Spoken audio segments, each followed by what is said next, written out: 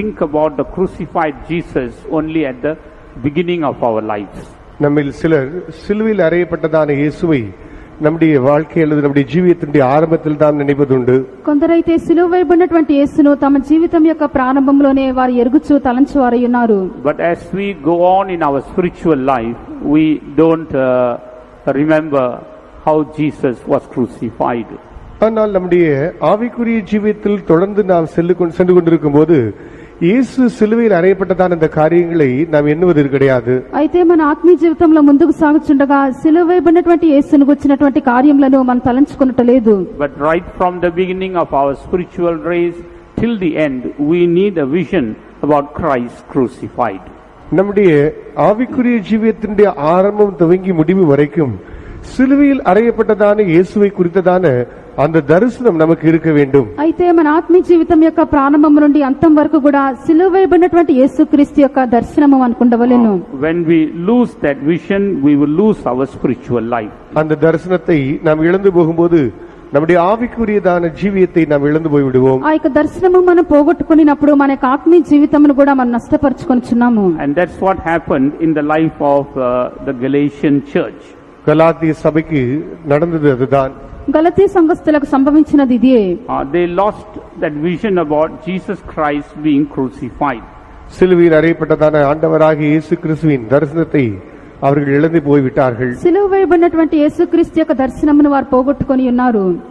As a result, they were going in the wrong path.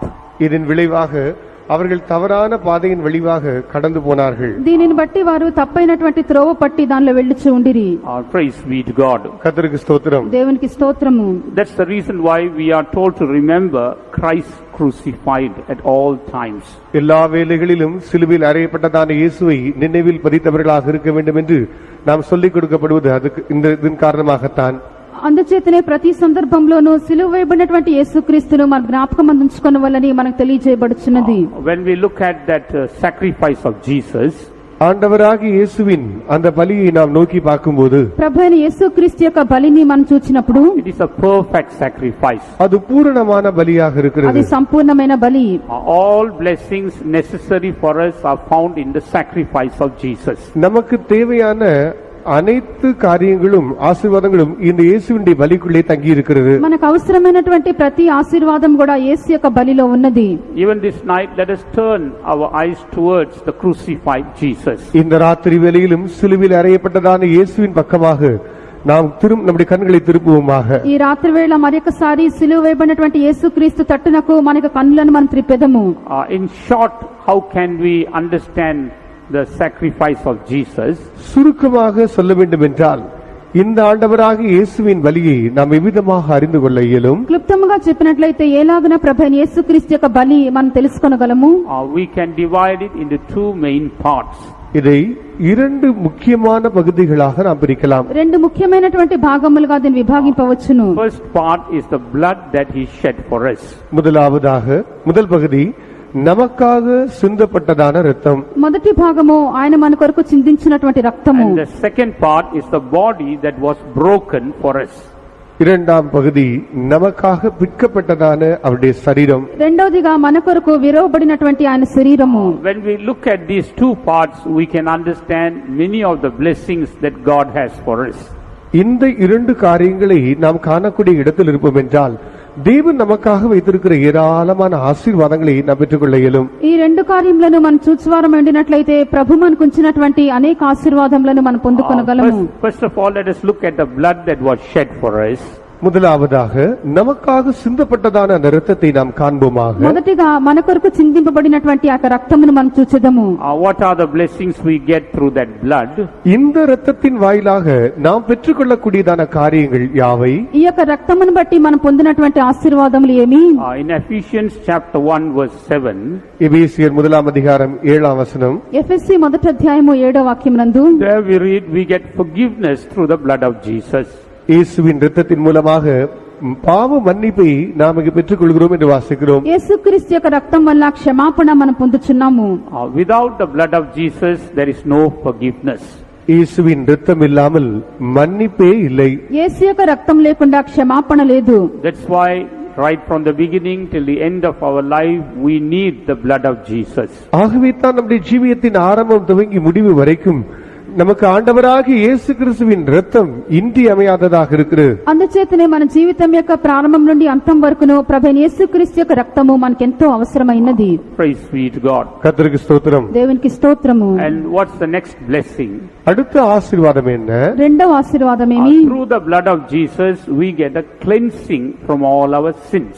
ஆண்டவராகிய இயேசு கிறிஸ்துவின் இரத்தத்தின் மூலமாக நாம் நம்முடைய பாவங்களிலிருந்து கழுவி சுத்திகரிக்கப்படுதலை பெற்றுக் கொள்கிறோம். ప్రభువైన యేసుక్రీస్తు యొక్క రక్తమును బట్టి మన యొక్క పాపముల నుండి మనం కడగబడి పవిత్రులముగా చేయబడుచున్నాము. When we read in 1 John chapter 1 verse 7, முதலாம் யோவான் முதலாம் அதிகாரம் 7ஆம் வசனத்தை வாசிக்கும்போது, మొదటి యోహాను మొదటి అధ్యాయము 7వ వాక్యం మనం చదివినప్పుడు, the blood of Jesus Christ his son cleanseth us from all sins.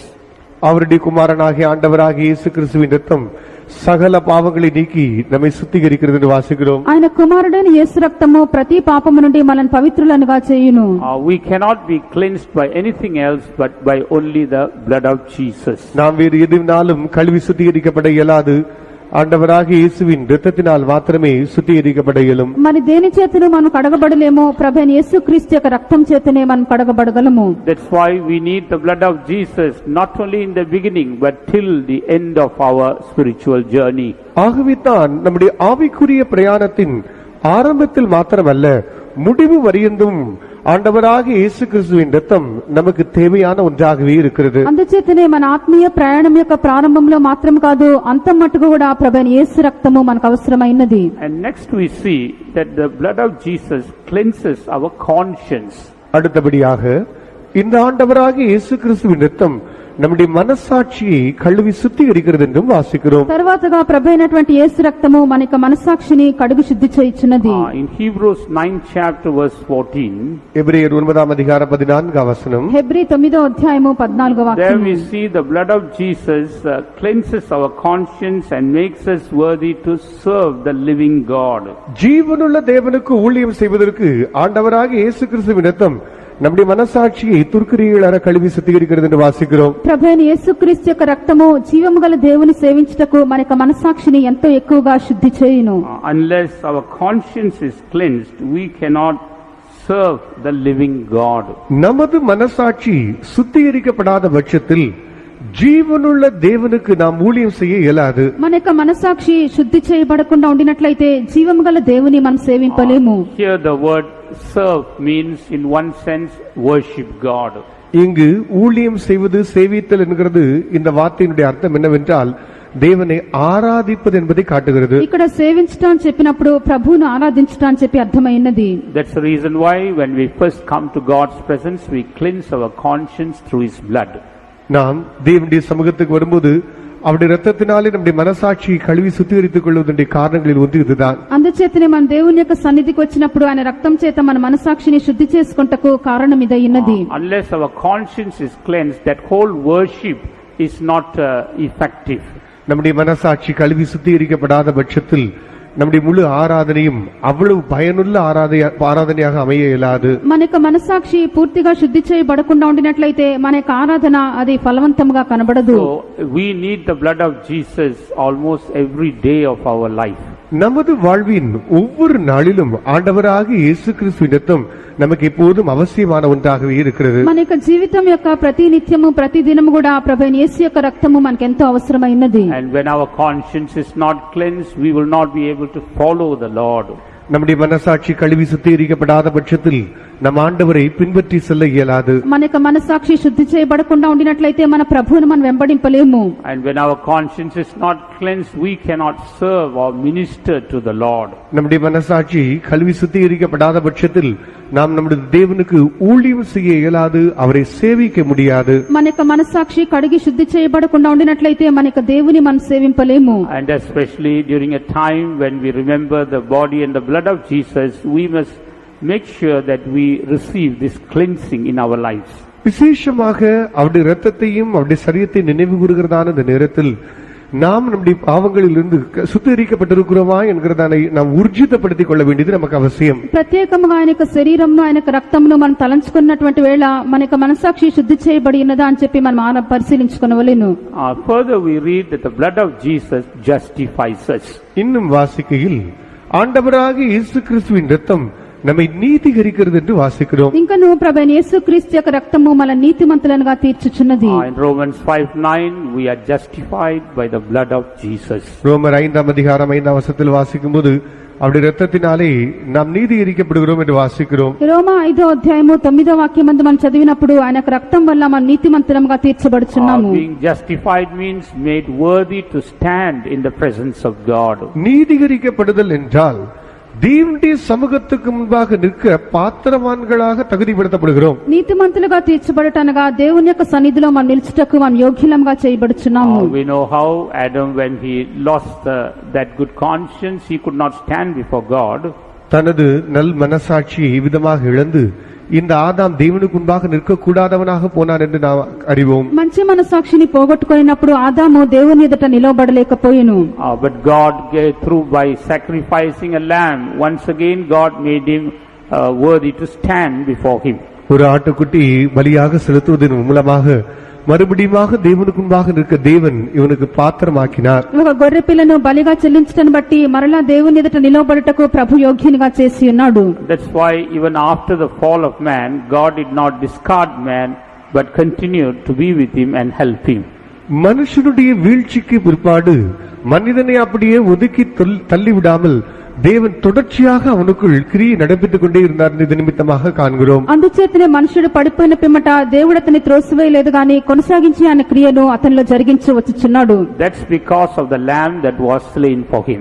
இது இவன் நிமித்தமாக அடிக்கப்பட்டதான ஆட்டுக்குட்டி நிமித்தமாகத்தான். ఇది వాని నిమిత్తమే వధింపబడినటువంటి గొర్రె పిల్లను బట్టి Through that blood he was justified. அந்த இரத்தத்தினாலே இவன் நீதிகரிக்கப்பட்டார். ఆ యొక్క రక్తం బట్టి నీతిమంతులుగా తీర్చబడి ఉన్నారు. Next we see the blood of Jesus makes peace between us and God. அடுத்தபடியாக ஆண்டவராகிய இயேசு கிறிஸ்துவின் இரத்தம் நமக்கும் தேவனுக்கும் இடையே சமாதானத்தை உண்டாக்குகிறது. తర్వాతగా ప్రభువైన యేసుక్రీస్తు యొక్క రక్తము మనకు మన దేవునికి మధ్య సంధి చేసి సమాధానపరచుచున్నది. In Colossians 1:20 we read, through his blood he has made peace. கொலோசியர் 1ஆம் அதிகாரம் 20ஆம் வசனத்தில் வாசிக்கும்போது அவருடைய இரத்தத்தினாலே அவர் நமக்கு சமாதானத்தை உண்டு பண்ணினார் என்று வாசிக்கிறோம். కొలస్సీ 1వ అధ్యాయము 20వ వాక్యమందు ఆయన తన యొక్క సిలువ రక్తం చేత సంధి చేసి మనకు సమాధానం కలిగించి ఉన్నాడు. Without the blood of Jesus we cannot receive peace with God.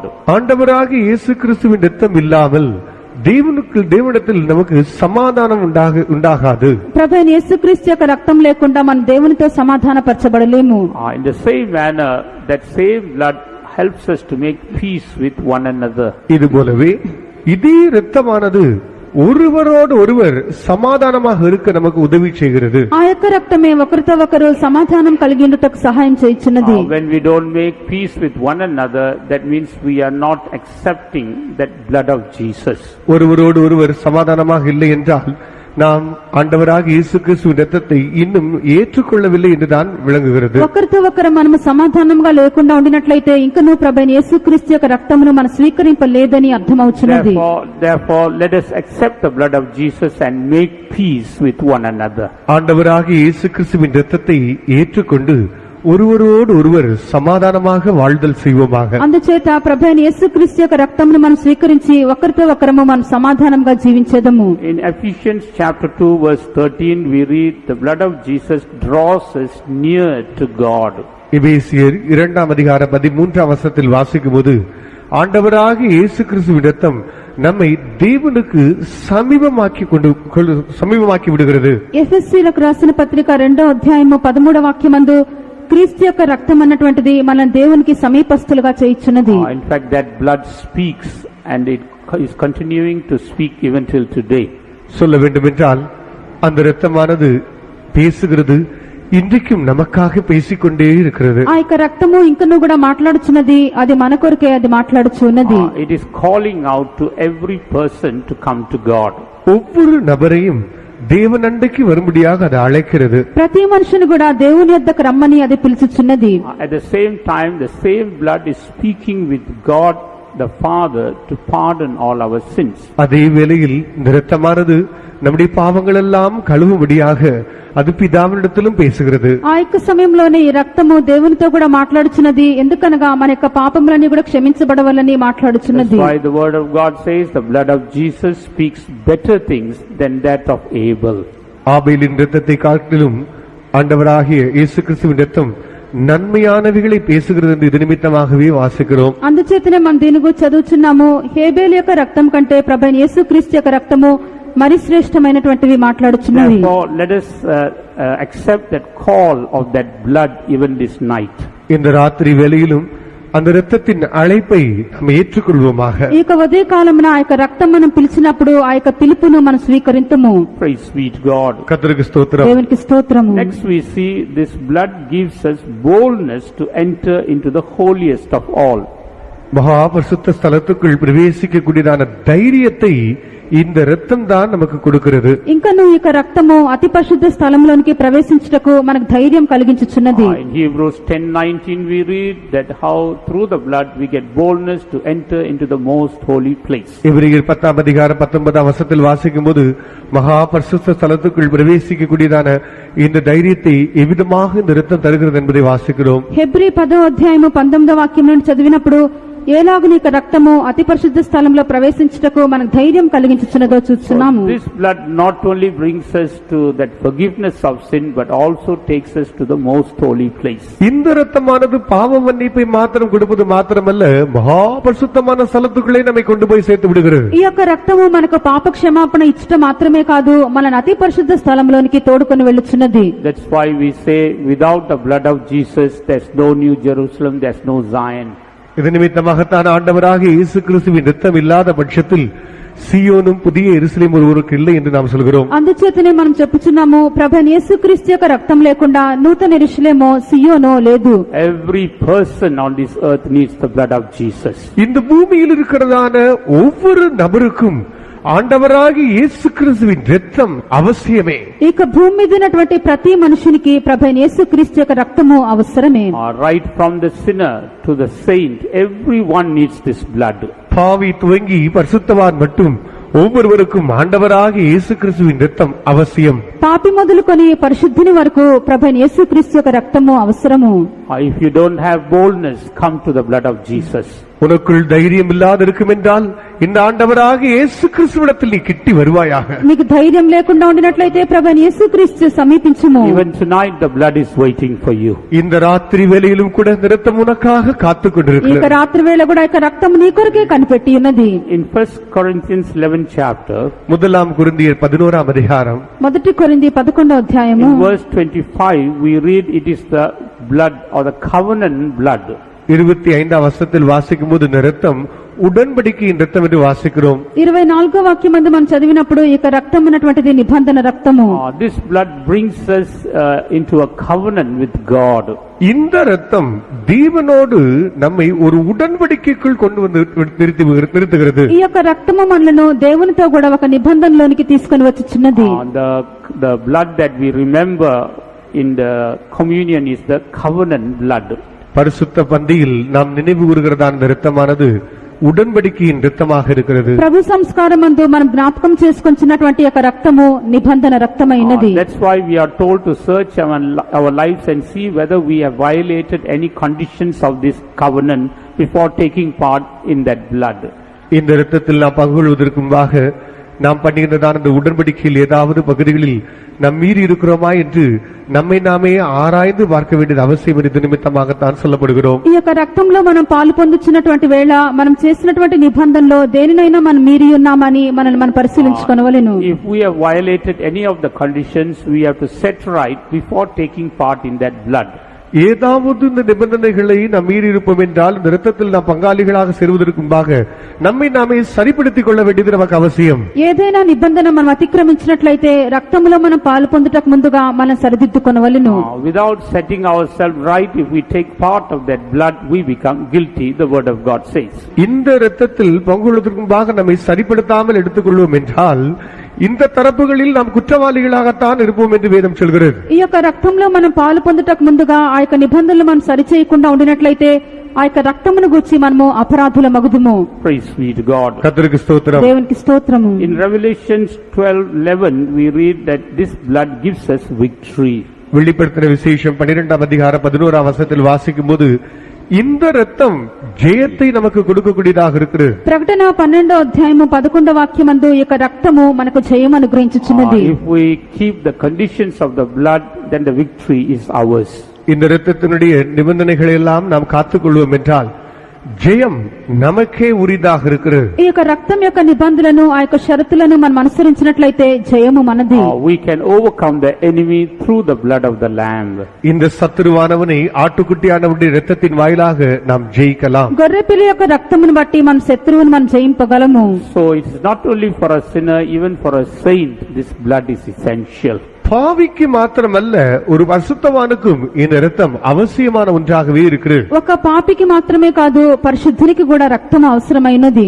And I'll just like to touch one more point about this blood. இந்த இரத்தத்தை குறித்து மற்றொரு விஷயத்தை கூட நான் சொல்லும்படி வாஞ்சிக்கிறேன். ఈ రక్తమును గురించి మరొక విషయం చెప్పెదను. In Hebrews 9:12 we read how through this blood Jesus has brought eternal redemption.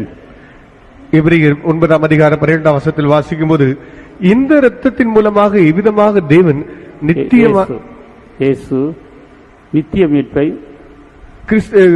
கிறிஸ்து இயேசு எவ்விதமாக நித்திய மீட்பை உண்டு பண்ணினார் என்று வாசிக்கிறோம். హెబ్రీ 9వ అధ్యాయము 12వ వాక్యమందు ఈ రక్తమును బట్టి యేసుక్రీస్తు ఏలాగున నిత్య విమోచన ఆయన కలిగించి ఉన్నాడో మనం చూస్తున్నాము. What do you mean by eternal redemption?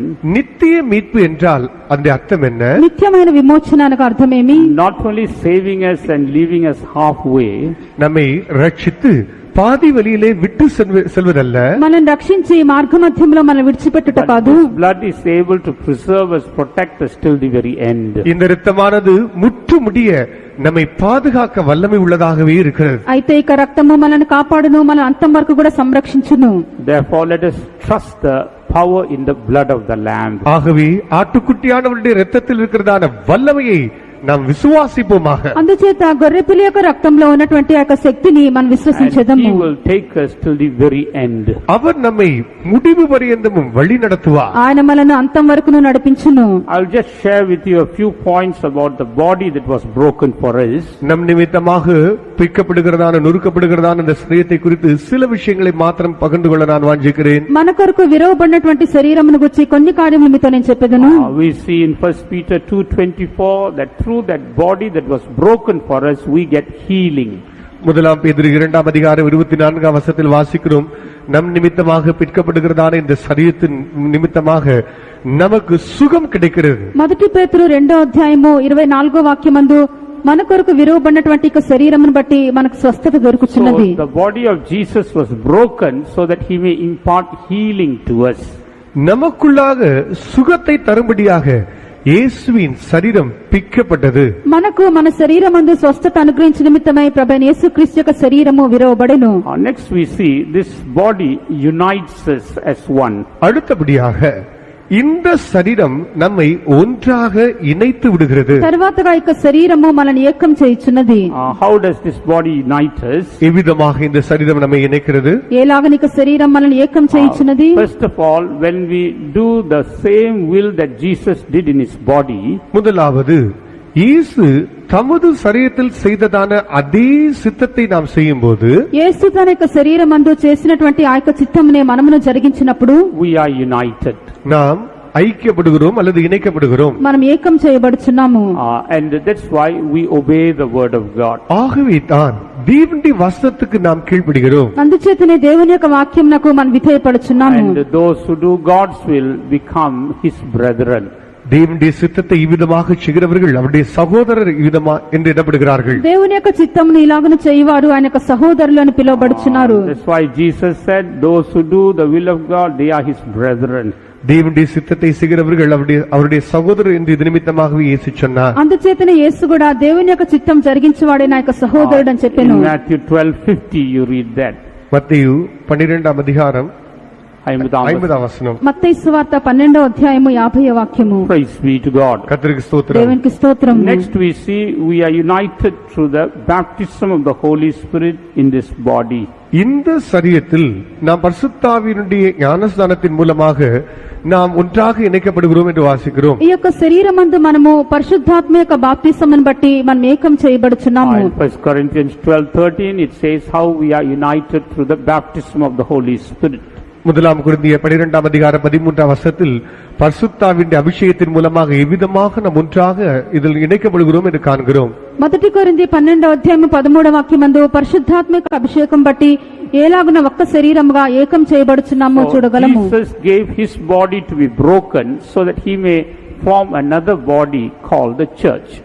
சபை என்று அழைக்கப்படக்கூடியதான மற்றொரு சரீரம் உருவாக்கப்படும்படி ஆண்டவராகிய இயேசு கிறிஸ்து தமது சரீரம் நொறுக்கப்படும்படியாக இடம் கொடுத்தார். సంఘము అన్నటువంటి మరొక శరీరము రూపొందించు నిమిత్తమే ప్రభువైన యేసుక్రీస్తు తన యొక్క శరీరమును విరిచి ఉన్నాడు. And through the baptism of the Holy Spirit we are united as one body. பரிசுத்தாவின் அபிஷேகத்தின் மூலமாக நாம் ஒரே சரீரமாக இணைக்கப்படுகிறோம். పరిశుద్ధాత్మిక బాప్తిసం బట్టి మనం ఒక్క శరీరముగా మనం అమర్చబడుచున్నాము. And next we see in 1 Corinthians 10th chapter verse 17 to the truth we are united as one body. முதலாம் கொரிந்தியர் 10ஆம் அதிகாரம் 17ஆம் வசனத்தின்படி சத்தியத்தின் மூலமாக ஒரே சரீரமாக நாம் இணைக்கப்படுகிறோம் என்று காண்கிறோம். మొదటి కొరింథీ 10వ అధ్యాయము 17వ వాక్యమందు సత్యమును బట్టి మనం అనేకులము ఒక్క శరీరముగా ఏకం చేయబడుచున్నాము. That's why we are called as one bread. ஆகவே தான் நாம் ஒரே அப்பம் என்று அழைக்கப்படுகிறோம். అందుచేతనే మనము ఒక్క రొట్టె అని పిలువబడుచున్నాము. As time does not permit I can't elaborate, that's why I'm giving you the points. நேரம் இடம் கொடுக்காதபடி நான் ஒவ்வொரு காரியத்தை விவரித்து என்னால் சொல்ல முடியவில்லை. ஆகவே வெறும் கருத்தை மாத்திரம் சொல்கிறேன். సమయం లేదు గనుక నేను కార్యములను వివరించట్లేదు, విషయం మాత్రం చెప్పుచున్నాను. And next we see we are united by being sanctified. இரண்டாவது பரிசுத்தமாக்கப்பட்டவர்களுக்குள் நாம் by being sanctified we are united. பரிசுத்தமாக்கப்படுவதன் மூலமாக நாம் ஒன்றாக இணைக்கப்படுகிறோம். పరిశుద్ధపరచబడుటను బట్టి మనం ఏకం చేయబడుచున్నాము. In Hebrews 10:10 we see how that sanctification comes into our life through the body of Jesus. இயேசுவின் சரீரத்தின் மூலமாக எவ்விதமாக இந்த பரிசுத்தமாக்குதல் நமக்குள்ளாக வருகிறது என்பதை எபிரேயர் 10:10 நாம் வாசிக்கிறோம். యేసుక్రీస్తు యొక్క శరీరమును బట్టి ఎలాగున ఇక పరిశుద్ధపరచబడుట మనకు కలుగుచున్నదో మనం చదువుచున్నాము. At the same time in Hebrews 2:11 because we are sanctified we are united as one. நாம் பரிசுத்தமாக்கப்பட்டதன் மூலமாக நாம் ஒன்றாக இணைக்கப்படுகிறோம் என்று எபிரேயர் 2ஆம் அதிகாரம் 11ஆம் வசனத்தில் வாசிக்கிறோம். హెబ్రీ 2వ అధ్యాయము 11వ వాక్యమందు మన పరిశుద్ధపరచబడుటను బట్టి మనం ఒకటి చేయబడి ఉన్నాము. Praise be to God. కర్తరికి స్తోత్రం. దేవునికి స్తోత్రము. And through the body of Jesus we become partakers of his fullness. இயேசுவின் சரீரத்தின் மூலமாக அவருடைய பரிசுத்தத்துக்கு நாம் பங்காளிகள் ஆக்கப்படுகிறோம். యేసుక్రీస్తు యొక్క శరీరం బట్టి మనం ఆయన యొక్క పరిశుద్ధత యందు మన పాలిభాగస్థులమగుచున్నాము. In that new body that he has formed he pours his fullness. அவர் உருவாக்குனதான இந்த சரீரத்தில் அவர் தம்முடைய பரிபூர்ணத்தை வரச் செய்கிறார். ఆయన రూపించినటువంటి యొక్క శరీరం అందు తన యొక్క సంపూర్ణత ఉంచుచున్నాడు. In Ephesians 1:23 we read that the church is called the fullness of him that filleth all in all. எபேசியர் 1ஆம் அதிகாரம் 23ஆம் வசனத்தில் வாசிக்கும்போது எல்லாவற்றாலும் நிரப்புறவருடைய நிறைவான சரீரமாகிய சபை என்று நாம் வாசிக்கிறோம். ఎఫెసీ 1వ అధ్యాయం 23వ వాక్యమందు ఆయన శరీరమైనటువంటి సంఘము సమస్తమును పూర్తిగా నింపుచున్నవాని సంపూర్ణత అయ్యున్నది. So he gave his body to be broken so that he may give the fullness to the new body, the church.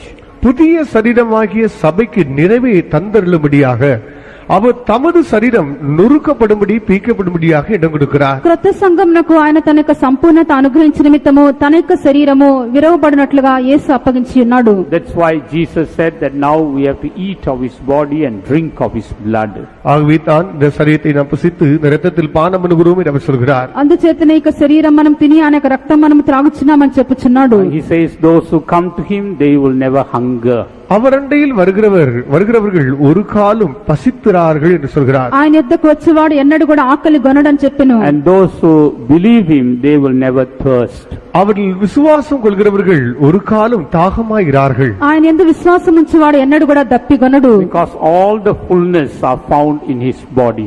ஏனென்றால் அவருடைய சரீரத்திலே சகல நிறைவும் காணப்படுகிறது. ఎందుకనగా ఆయన యొక్క శరీరమందు సమస్త సంపూర్ణత ఉన్నది. And he tells us that we must go on eating his body and drinking his blood. அவருடைய சரீரத்தை தொடர்ந்து விதமாக புசித்து அவருடைய இரத்தத்தை தொடர்ந்து பானம் பண்ணி கொண்டிருக்க வேண்டும் என்று சொல்கிறார். ఆయన యొక్క శరీరం మనం కొనసాగించి తినుచు ఆయన యొక్క రక్తమును మనం త్రాగుచూ ఉండవలెను. Here eating means receiving the truth that he is expounding to us. இங்கு புசித்தல் என்றால் அவர் நமக்கு வெளிப்படுத்துகிறதான இந்த சத்தியத்தை பெற்றுக்கொள்ளுதலை காட்டுகிறது. ఇక్కడ తినుట అని చెప్పినప్పుడు ఆయన మనకు బయలుపరిచినటువంటి సత్యములను మనం పొందుకొనుట అయినది. And the thirsting means drinking means believing the truth that he has given to us. வானமனுதல் என்றால் நமக்கு கொடுத்ததான இந்த சத்தியத்தை அப்படியே விசுவாசிப்பது. మనము త్రాగుట అని చెప్పినప్పుడు ఆయన మనకు అనుగ్రహించినటువంటి సత్యమును అలాగనే మనం విశ్వసించుట అయినది. So when we believe and accept the truth, we shall never thirst or hunger. சத்தியத்தை விசுவாசித்து அப்படியே ஏற்றுக்கொள்ளும் போது ஒரு காலம் நாம் பசித்து தாகமாக இருக்க மாட்டோம். సత్యమును మనం స్వీకరించి అలాగనే దాని యందు విశ్వాసం ఉంచినప్పుడు ఎన్నడూ ఆకలి గొనము దప్పిగొనము. In the sacrifice of Jesus, we can see all the blessings are contained. ஆண்டவராகிய இயேசு கிறிஸ்துவின் பலியில் அனைத்து ஆசீர்வாதங்களும் உள்ளே தங்கி இருப்பதை காணலாம். ప్రభువైన యేసుక్రీస్తు యొక్క బలి యందు సమస్త ఆశీర్వాదములు ఉంచబడి ఉన్నవి. So let us remember that body and the blood that Jesus has offered for us. நம் நிமித்தமாக இயேசு அவர் ஒப்பு கொடுத்ததான சரீரத்தையும் இரத்தத்தையும் நாம் நினைவு கொள்வோமாக. మన నిమిత్తమై యేసు చెల్లించినటువంటి ఆయన యొక్క రక్తమును ఆయన యొక్క శరీరమును మనం జ్ఞాపకం Let చేసుకుందాము. us believe the blessings in the blood of Jesus.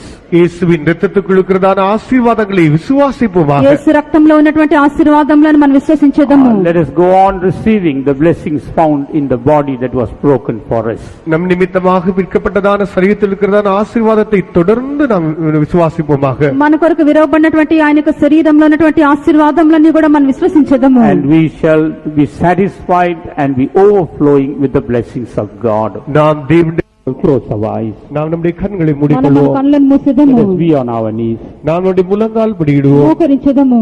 Let us come closer to the blood of Jesus. இயேசுவின் இரத்த தண்டையில் நாம் நெருங்கி வருவோமாக. యేసు రక్తమునకు మనం సమీపంగా వచ్చేదము. Tell the Lord, Lord, I want your blood.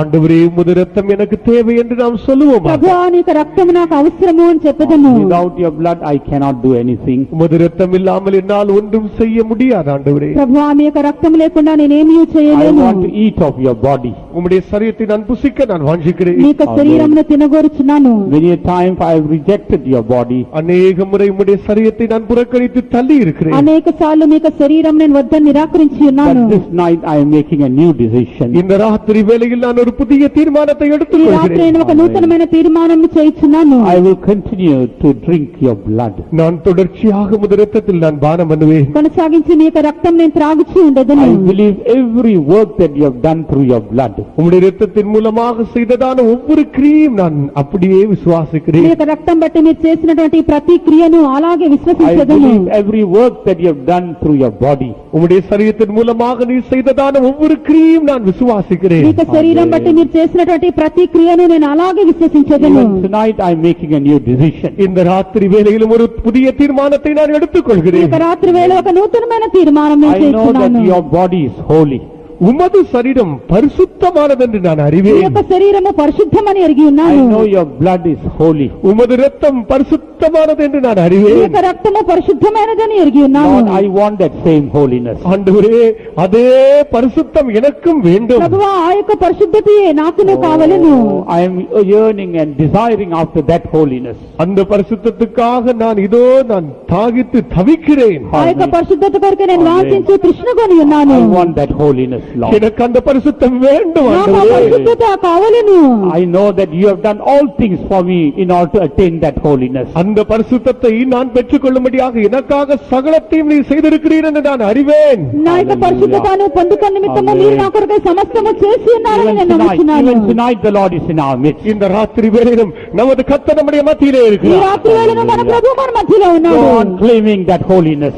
அந்த பரிசுத்தத்தை தொடர்ந்து உரிமை பாராட்டிக் అందరూ கொண்டிருக்கிறார். యొక్క పరిశుద్ధతను హక్కుతో The Lord అడుగుచున్నది. is hearing our cry. கர்த்தர் நம்முடைய கதவுகளின் சத்தத்தை கேட்கிறார். ప్రభు మనకు మొర్ర వినుచున్నాడు. Amen. He is pouring out His holiness. அவர் தமது பரிசுத்தத்தை ஊற்றிக் கொண்டிருக்கிறார். ఆయన తన పరిశుద్ధతను మన మీద That కుమ్మరించున్నాడు. holiness is coming into our heart. அந்த பரிசுத்தம் இதோ நம்முடைய உள்ளத்துக்குள்ளே இறங்குகிறது. ఇదిగో యొక్క పరిశుద్ధత మన హృదయంలో That holiness నివసిస్తున్నది. is coming into our mind. அந்த பரிசுத்தம் நம்முடைய மனதுக்குள்ளே ఆ வருகிறது. పరిశుద్ధత మనకు మనసులోనికి Receive వచ్చినది. it right now. இப்பொழுதே அதை பெற்றுக் ఇప్పుడే கொள்ளுங்கள். ఆ పరిశుద్ధత పొందుము. Receive it right now. இப்பொழுதே அதை பெற்றுக் கொள்ளுங்கள். ఇప్పుడే నువ్వు పొందుము.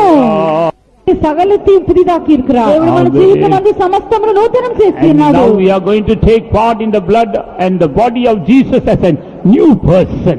இப்பொழுது இயேசுவின் ரத்தத்திலும் அவருடைய சரீரத்திலும் நாம் புதிய மனுஷராக பங்கு பெற போகிறோம். இயேசுவின் ரத்தத்திலோனோ சரீரத்திலோனோ நூதன சிருஷ்டியாக We are going to receive new life. Hallelujah. புதிய ஜீவனை பெற்று நூதன ஜீவனை பெறுவோம். Hallelujah. Hallelujah. Hallelujah. Hallelujah. Hallelujah. Hallelujah. Let's be seated for some time. நாம் உட்காருவோம்.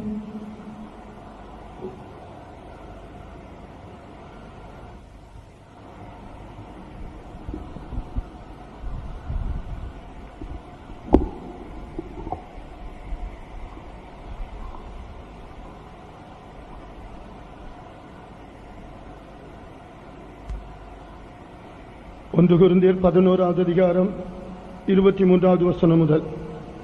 நான் உங்களுக்கு ஒப்புவித்ததை கர்த்தரிடத்தில் பெற்றுக்கொண்டேன்.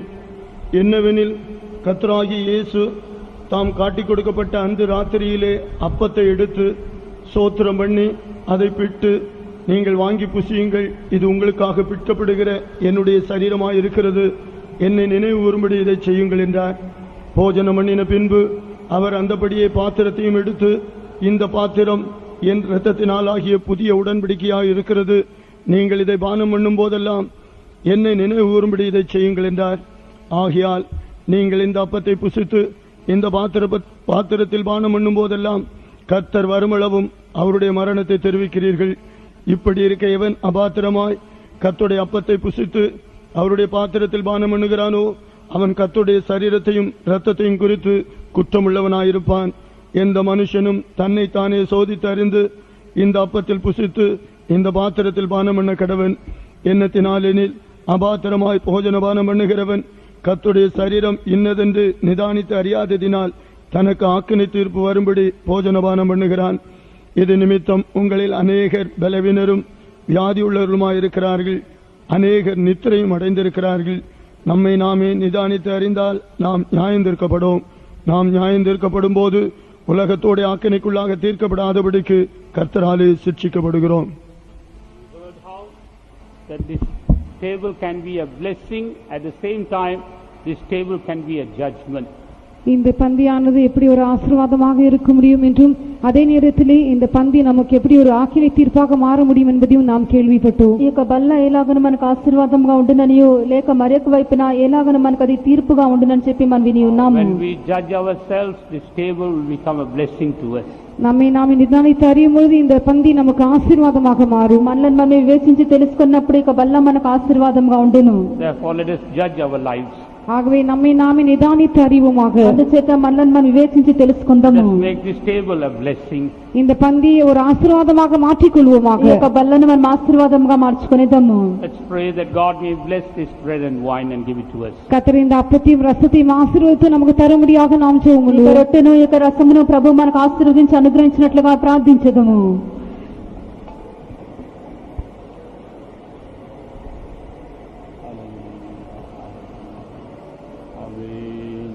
Now we request all to sit in rows, and those who are taking part, please be seated in rows. இப்பொழுது கர்த்தருடைய பந்தியிலே பங்கு பெற போகிறவர்கள் எல்லாம் வரிசையாக உட்காரும்படியாக நாங்கள் கேட்டுக்கொள்கிறோம். பிரபராத்திரி భోజనంలో పాల్గొన్న వారందరూ వరుసల్లో కూర్చుండుడి.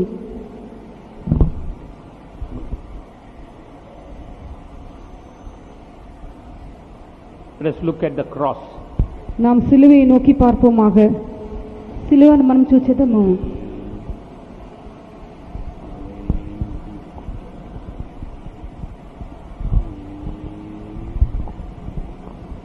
If our conscience pricks us, God is greater than our conscience.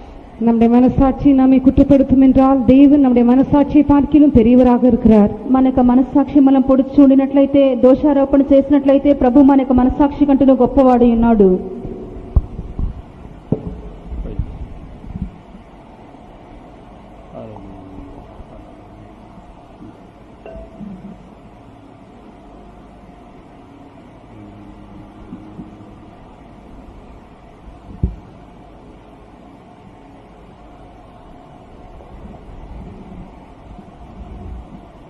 Let us take part in this table worthily. நாம் இந்த பந்தியிலே தகுதியுள்ளவர்களாக இருந்து பங்கு பெறுவோமாக. యోగ్యులముగా మనం ఈ యొక్క ప్రభరాత్రి భోజనంలో పాలు పొందుదాము.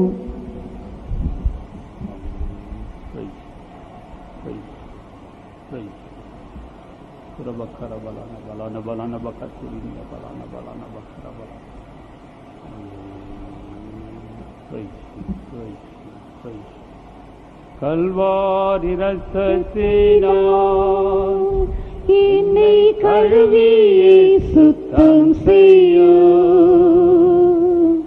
கல்வாரி ரத்தத்தினால் என்னை கழுவி சுத்தம் செய்யும். கரை நீங்கி முற்றிலும் பரிசுத்தனாய் மாறு கல்வாரி வந்திட்டேனான். கரை நீங்கி முற்றிலும் பரிசுத்தனாய் மாறு கல்வாரி வந்திட்டேனான். கல்வாரி ரத்தத்தினால் என்னை கழுவி சுத்தம் செய்யும். கல்வாரி ரத்தத்தினால் என்னை கழுவி சுத்தம் செய்யும். கரை நீங்கி முற்றிலும் பரிசுத்தனாய் மாறு கல்வாரி வந்திட்டேனான். கரை நீங்கி முற்றிலும் பரிசுத்தனாய் மாறு